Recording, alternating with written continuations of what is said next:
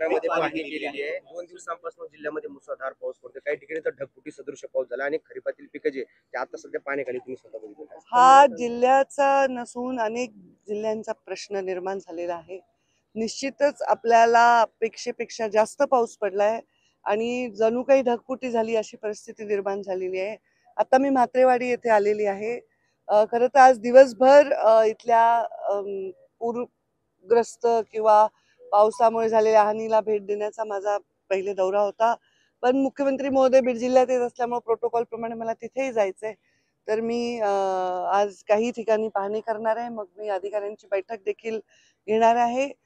या अधिकाऱ्यांना सूचना दिलेल्या आहेत की सर्वांनी पंचनामे करावे। जे काही मी पाहते आता अधिकाऱ्यांनी पंचनामे देखील करायला सुरुवात केलेली आहे।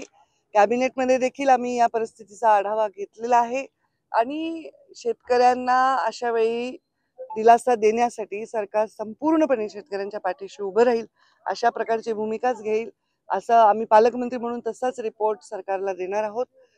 खूप अवघड परिस्थिती निर्माण झालेली आहे। कधी पाऊस नाही पडला, गेल्या अनेक दशकात इतका पाऊस पडलाय, त्याच्यामुळे पिण्याच्या पाण्याची वगैरे पुढच्या 1-2 वर्षाची जरी प्रश्न मिटलाय तरी आज शेतकऱ्यांना हाताशी आलेलं पीक हे गेल्यामुळे त्यांची फार परिस्थिती गंभीर आहे। संपूर्णपणे पंचनामे करून ते अहवाल सरकारला पाठवून शेतकऱ्यांना काय मदत करता येईल याच्या संदर्भामध्ये सरकार सकारात्मक भूमिका घेईल। 2 दिवसांपूर्वी तुम्ही